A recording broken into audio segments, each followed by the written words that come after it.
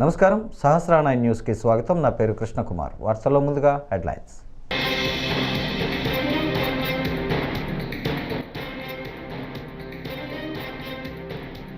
దేశ ప్రజలకు ప్రధాని మోడీ పరాక్రమ్ దివాస్ శుభాకాంక్షలు.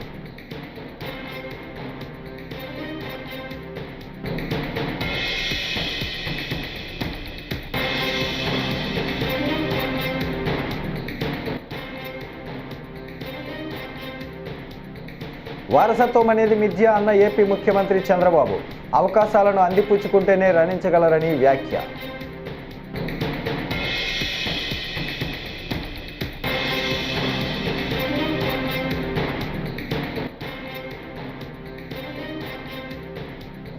ఉద్యోగులను నమ్మించి నట్టేట ముంచారు. ఏపీ ఎన్జీఓ అధ్యక్షుడు నలుమూరి చంద్రశేఖర్ రెడ్డి ఫైర్.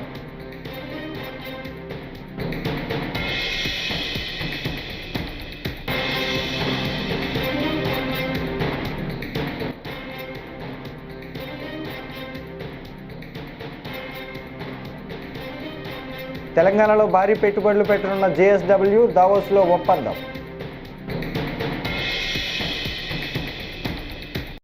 ఇక డీటెయిల్స్ చూస్తే, ఇవాళ నేతాజీ సుభాష్ చంద్రబోస్ జయంతి సందర్భంగా దేశ ప్రజలకు ప్రధాని మోడీ పరాక్రమ దివాస్ శుభాకాంక్షలు తెలియజేశారు. నేతాజీ సుభాష్ చంద్రబోస్ జన్మించిన ఒడిశాలో ఈ ఏడాది ఈ వేడుకలు జరుగుతున్నాయని తెలిపారు. ఆయన జీవిత విశేషాలతో కూడిన ప్రదర్శనను కటక్లో ఏర్పాటు చేశామన్నారు. నేతాజీ జయంతి పురస్కరించుకొని ఆయనకు వినమ్రతతో నివాళి అర్పిస్తున్నట్లు తెలిపారు.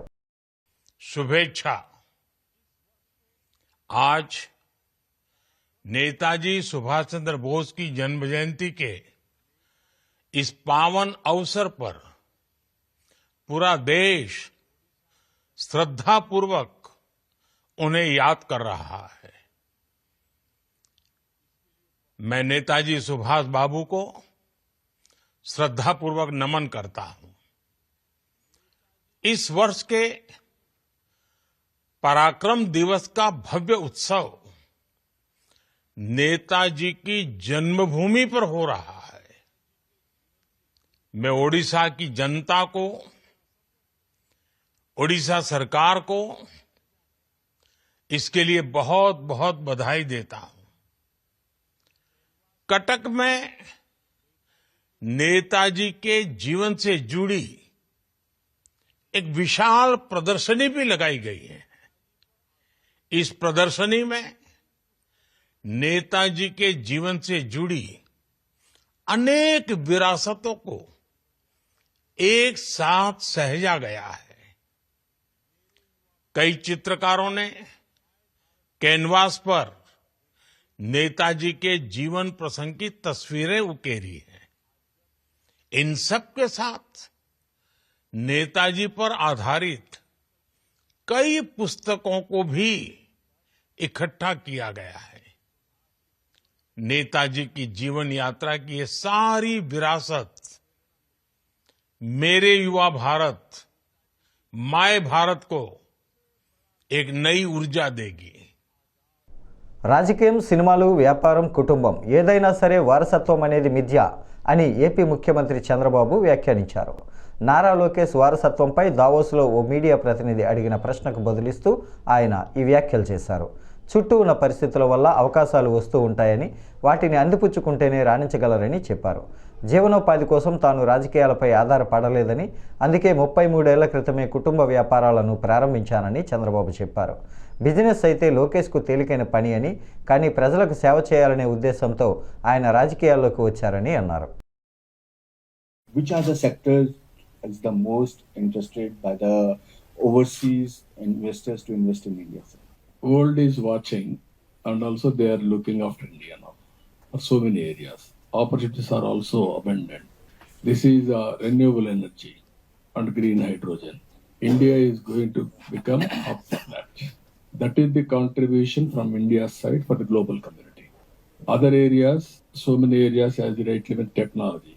If you see today, almost all tech companies CEOs are from Indian origin. India is well positioned in 2-3 aspects. One is first mover advantage on technology. Technology is everything today, integrated to every economic activity and day-to-day life.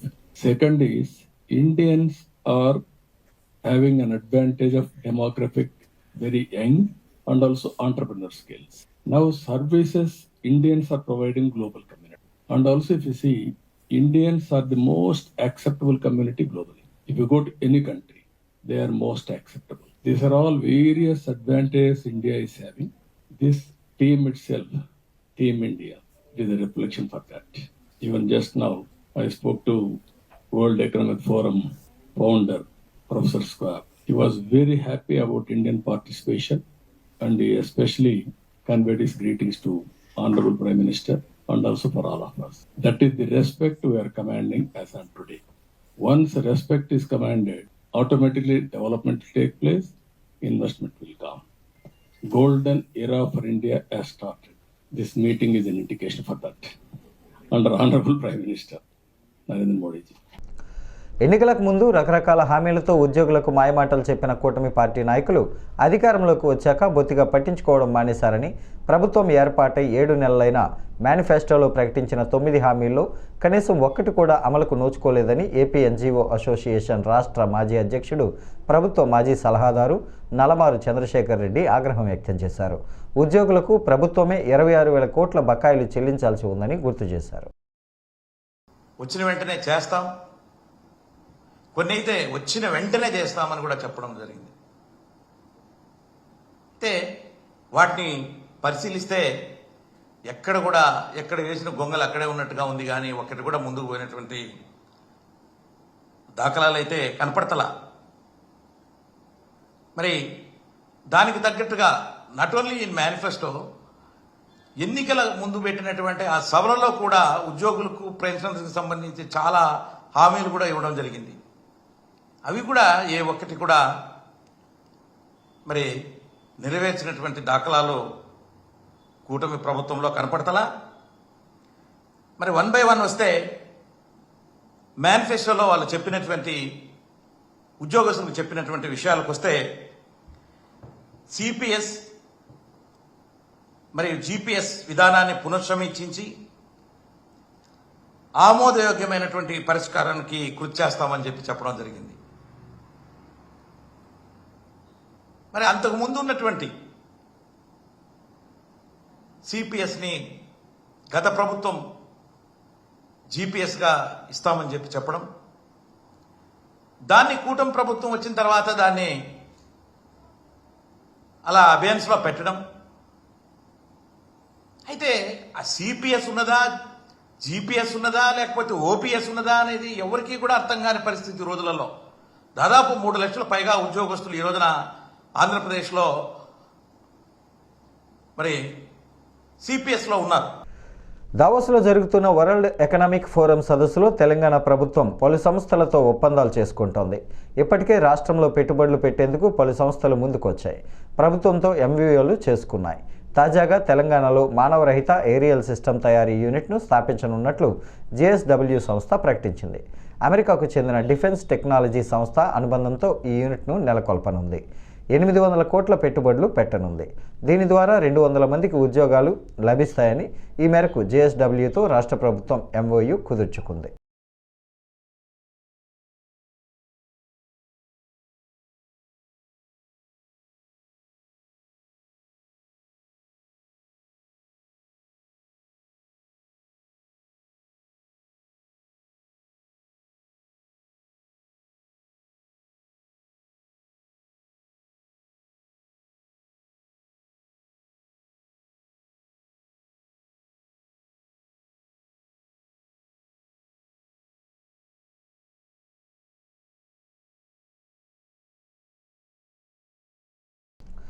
Warangal జిల్లా వర్ధన్నపేట మండలం ఇల్లందు శివార్లో ఈరోజు తెల్లవారుజామున గుర్తు తెలియని వ్యక్తులు SRCP project 53వ గేటును తెరిచారు.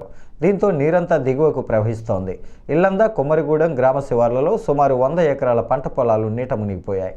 పొలాల్లోకి నీరు చేరడంతో పంటలు దెబ్బతిన్నాయని రైతులు ఆందోళన వ్యక్తం చేస్తున్నారు.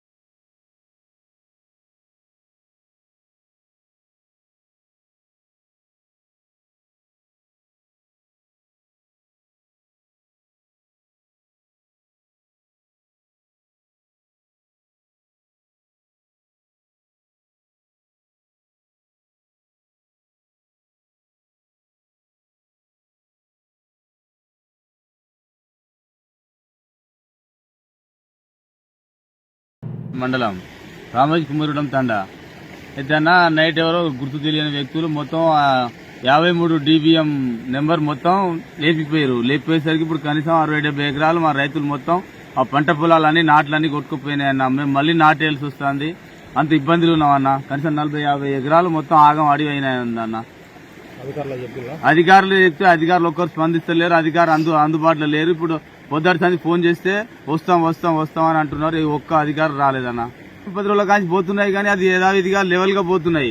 నైట్ మొత్తం లేపిపోయారు, మొత్తం అంత ఫుల్ ప్రెషర్ లేచిపోతే కెనాల్ మీద నుంచి ఉర్లుకుంటా పోయి మొత్తం పంట పొలాలన్నీ ఆగమైనాయి. ఒక 3 ఎకరాల పొలం మొత్తం ఇప్పుడు ఆడికి వారంలో కింద పెట్టినా మొత్తం ఇప్పుడు 6 రాత్రి రోజు పోతున్నాయి. ఒక లెవెల్కి పోతున్నాయి. మేము కూడా మాట్లాడలే, సరే పోనీ అంటున్నాం. ఇప్పుడు ఏం లేదు, ఇప్పుడు అడ్డలు ఇప్పుడు పొత్తకాను అధికారం కూడా చెప్పిన కూడా వాళ్ళు కూడా ఇంత ఏ సీఎంకు మనకు ఇది అయినట్టు కెనలో కూడా ఫోన్ చేసినప్పుడు వాళ్ళు కూడా వస్తలేరు. ఇక వాళ్ళకి అంతా అవసరంలో కూడా రోజు తిరగాలి, ఎవడు తిరగాలి. ఇప్పుడు ఇన్ని పైసలు పెట్టుకున్నాం. ఇప్పుడు మేము ఏం లేదు, మందు పోసుకొని దాచేటట్టున్నాము.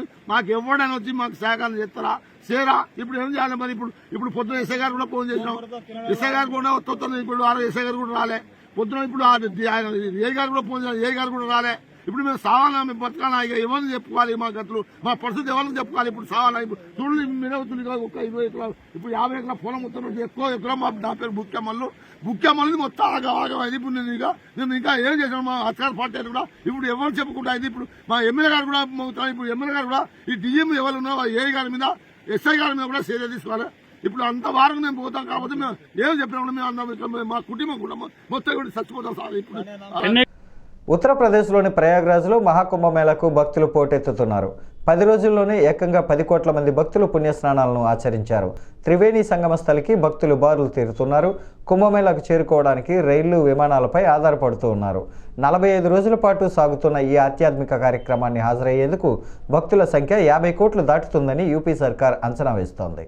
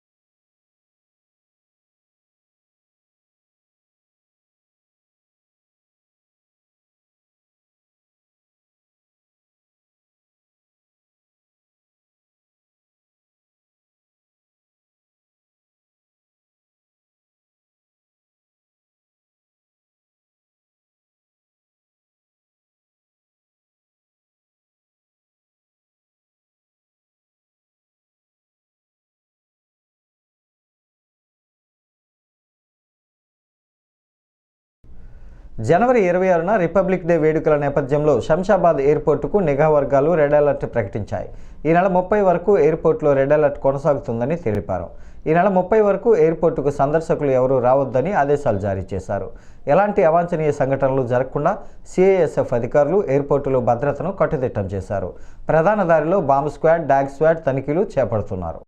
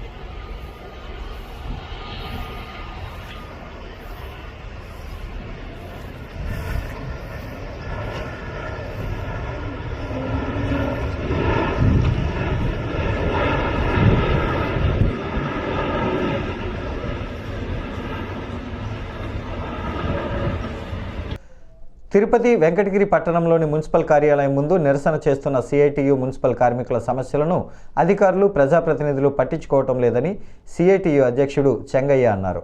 బుధవారం ఆయన మాట్లాడుతూ 18 రోజులుగా సమస్యల పరిష్కారం కోసం నిరసన దీక్షలు చేస్తుంటే అధికారులు ప్రజాప్రతినిధుల్లో కదలిక లేకపోవటం అర్థం లేదన్నారు.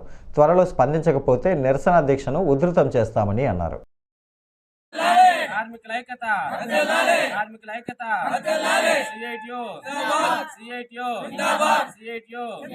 సిఐటియు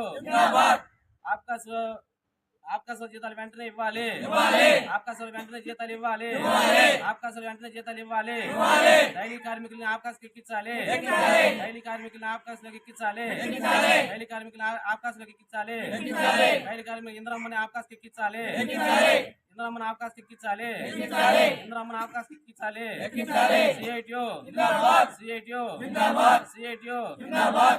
డ్రైవర్లకి 36 ప్రకారం 24,500 ఇవ్వాలి 24,500 డ్రైవర్లకు ఇవ్వాలి 24,500 రూపాయలు డ్రైవర్లకు ఇవ్వాలి సిఐటియు శాండిస్పేట రామారావుని బదిలీ చేయాలి శాండిస్పేట రామారావుని బదిలీ చేయాలి శాండిస్పేట రామారావుని బదిలీ చేయాలి శాండిస్పేట రామారావుని బదిలీ చేయాలి సిఐటియు నారా లోకేష్ జన్మదిన వేడుకల్లో గురువారం మాచర్ల శాసనసభ్యుడు జూలకంటి బ్రహ్మానందరెడ్డి పాల్గొన్నారు. జూలకంటి మాట్లాడుతూ సుదీర్ఘమైన పాదయాత్ర చేసి రాష్ట్రంలో అన్ని వర్గాల సమస్యలను తెలుసుకున్నారని అన్నారు. రాష్ట్ర యువతకి ఉజ్వలమైన భవిష్యత్తు ఉంటుందని భావిస్తూ భగవంతుడు వారికి మరింత శక్తిని, ఆయురారోగ్యాలను, ఐశ్వర్యాలను ఇవ్వాలని కోరుకుంటున్నానని ఆయన అన్నారు.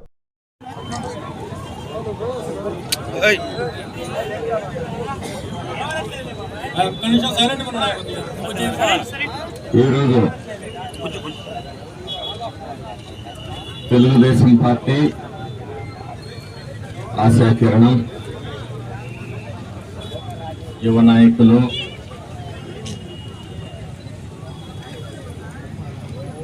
అలాగే విద్యాశాఖ మార్చులు, ఐటీ విద్యాశాఖ మార్చులు,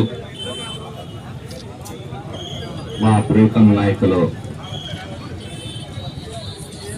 శ్రీ నారా లోకేష్ గారి 42వ జన్మదినం. సుదీర్ఘమైన పాదయాత్ర చేసి రాష్ట్రంలో అన్ని వర్గాల సమస్యల్ని తెలుసుకొని తనకు అప్పగించిన ఐటీ విద్యాశాఖ పోర్ట్ఫోలియోను నిరంతరం సమీక్షిస్తూ భవిష్యత్తులో ఏ విధంగా యువతకి విద్యా ఉపాధి అవకాశాలు కలిగించాలి, విద్యాశాఖలో సమూలమైన మార్పులు ఏ విధంగా తీసుకురావాలి, యువతకి ఏ విధంగా ఉద్యోగ ఉపాధి అవకాశాలు కలిగించాలి అనే దాని మీద గడిచిన 6 నెలలుగా అనేక కసరత్తులు చేస్తూ అలాగే దేశ విదేశాల్లో పర్యటిస్తూ ఈ ప్రాంతంలో పరిశ్రమలు అలాగే కంపెనీలని తీసుకొని వచ్చి ఐటీ సెక్టార్ని ఏ విధంగా బలోపేతం చేయాలని చెప్పేసి ప్రస్తుతం దావోస్ పర్యటనలో ఉన్నారు. ట్రాన్స్పోర్ట్ యూనివర్సిటీలో పట్టభద్రులై వరల్డ్ బ్యాంక్లో ఉద్యోగం చేసిన అనుభవం, మరి వారు ఈ రాష్ట్రాన్ని, ఈ రాష్ట్ర యువత కోసం భవిష్యత్తులో భారీ ప్రణాళికలు రచిస్తున్నారు. వారి నేతృత్వంలో పోలవరం ప్రాజెక్టును గురువారం రాష్ట్ర జలవనరుల శాఖ మంత్రి నిమ్మల రామనాయుడు సందర్శించారు. ఈ సందర్భంగా ట్రైకార్ చైర్మన్ బొరగం శ్రీనివాసులు ఆయనకు ఘన స్వాగతం పలికారు. అనంతరం మంత్రి నిమ్మల రామనాయుడు ప్రాజెక్టు అధికారులతో కలిసి ప్రాజెక్టు పనులను పరిశీలించారు. అలాగే జరుగుతున్న పనుల యొక్క పురోగతిని సంబంధిత అధికారులను అడిగి తెలుసుకున్నారు.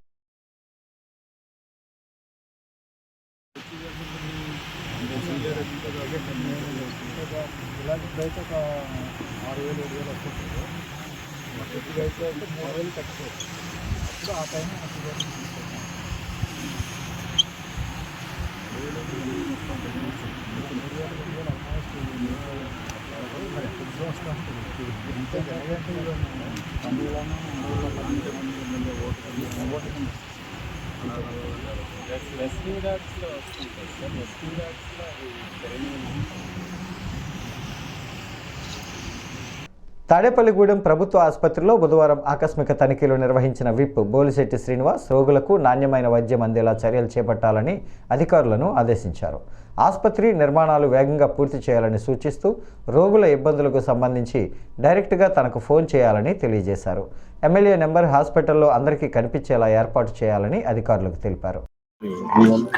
గవర్నమెంట్ హాస్పిటల్ పనితీరు ఎలా ఉంది, ప్రజల్లో ఎలాంటి రిపోర్ట్ వెళ్తుందో ప్రభుత్వం మీద, ప్రభుత్వ హాస్పిటల్ అంటే రెస్పాన్సిబిలిటీగా ఉన్నారా లేదనే దాని మీద చూడడానికి రావడం జరిగింది. అన్ని డిపార్ట్మెంట్లు సాటిస్ఫాక్షన్ గా పనిచేస్తూ ఉన్నారు. ఇక డయాలసిస్ పేషెంట్లు పెరుగుతూ ఉన్నారు, నీడ్ ఉంది.